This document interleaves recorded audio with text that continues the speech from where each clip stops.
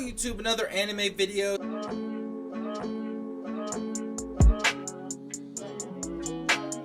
Sorry about the delay. I've been working on the green screen, the new mic, and all of that, and I've been utterly consumed with Jujutsu Kaisen. Read all the manga scans, watched all the episodes, loved it. It is redefining the shonen genre, but that's not what we're here to talk about today. 3 more franchises are coming to live action on Netflix. We got Naruto, One Punch Man, and Sword Art Online. We're going to talk about those a little bit, give a little bit of an update, and ask ourselves, can these work? As always, if you do like the video, please leave a like, as that lets me know y'all want to see more anime type content. But either way, enjoy the video. Yo, it's the Grown Kid Talk Show.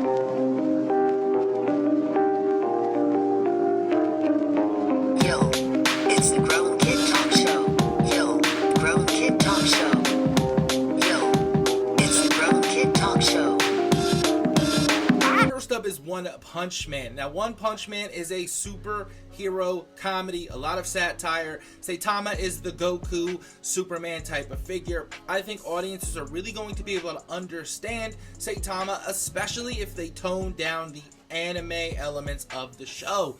If they do more Superman type of things, I think general audiences who don't know what anime is and or what this specific show is doing, it will be successful and a lot easier to pull off than some other adaptations that are happening.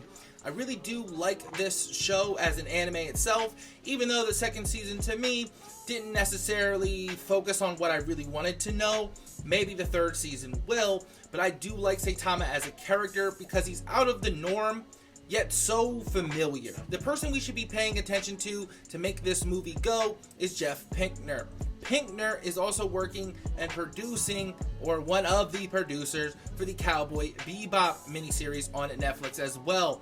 A lot of stock is being put into Jeff, and we have to see how he does. I really would have thought that more people would have got a chance, considering that the anime live action genre thing doesn't have a main person like the DCEU and the Marvel Cinematic Universe, how they had like Kevin Feige creating universes and stuff.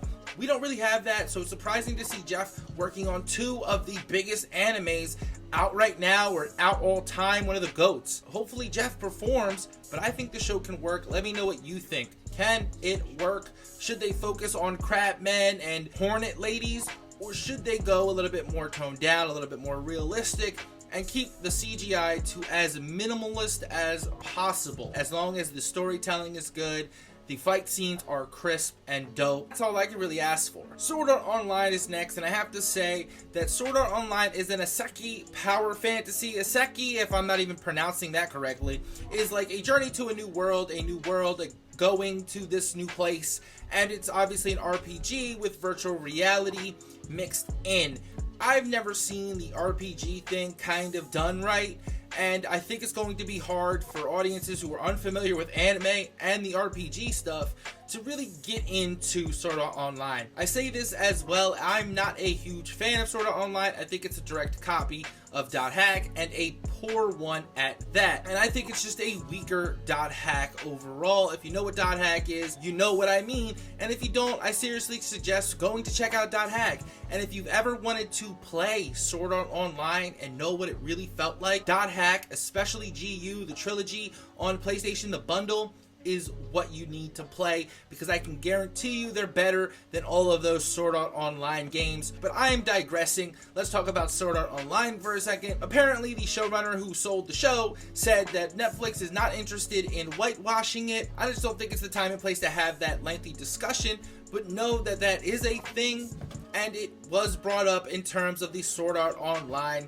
live action to Netflix. I don't know about the darkness in Sword Art Online. I think it's a little bit superficial, especially in comparison to something like Dot Hack, but I do understand there are darker elements, especially with the idea of getting your soul sucked into an RPG and you don't know if you're gonna survive. I get that, but do mainstream unaware public audience understand what that kind of is? I don't know. I think that's going to be really hard to pull off, especially with all the monsters It's a lot of CGI. So we're gonna have to see about Sword Art Online, but I don't think it could work. The TV series, I will say, is a bonus for this show because there are so many characters that need to be developed. Glad it's not a movie because I don't think that would work at all, and we'll see how they handle it. Is it going to end up like The Witcher? Probably not. We'll have to keep a close eye on this. I do want to give it a chance, but I will say that Sword Art Online's best chance would be to go with something like Gun Gale. The guns obviously bring an appeal. People understand it. People get it. The monster element is taken out entirely, but how will hardcore fans feel about that just being pushed to the forefront? Finally, Naruto is getting a movie. Has been in the works for a very long time. If you don't know, Naruto is the classic shonen, or what is now classic shonen anime, one of the most popular genres in anime, and I do love Naruto. I really do think it's dope.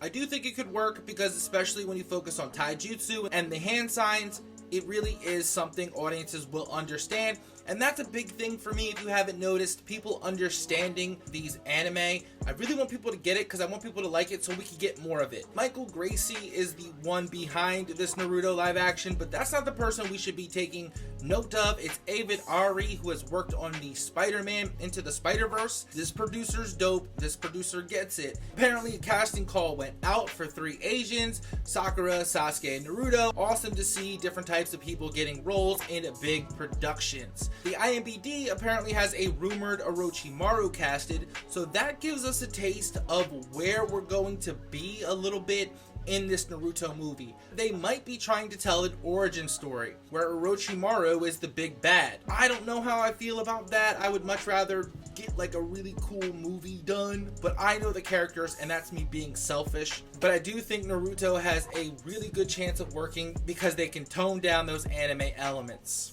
But let me know what you think out of the 3. Who's gonna have the most CGI? Who's gonna fail? But either way, I am excited for all 3 because all 3 are top tier animes. Even though I may not like one of them, they are top tier. They are huge fan bases. They set standards in their genres. So we need to see them succeed. We need them to be good. So a lot is riding on this, I believe, and a lot is riding on Naruto. You can't mess up Naruto because it sends a bad sign to all the other animes who might want to get a live action. I know I talk a lot. I might have rambled, maybe even ranted about Sword Art Online. I'm the grown kid, and I catch you back in another video.